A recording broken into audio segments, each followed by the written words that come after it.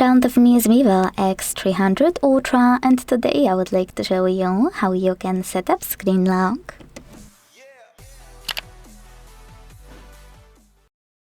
First of all, go into Settings and scroll to click on Security and Privacy. Now choose Device Unlocking and tap on Screen Lock.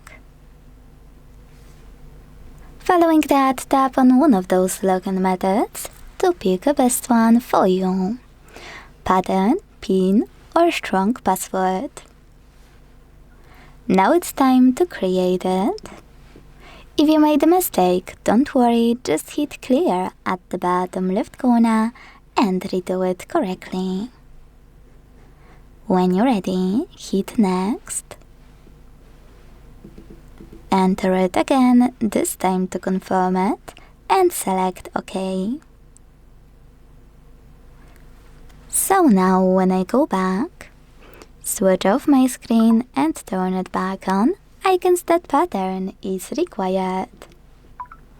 If you want to manage any screen lock settings, just enter the same section of your device's settings, tap on screen lock settings here, and adjust them however you want to.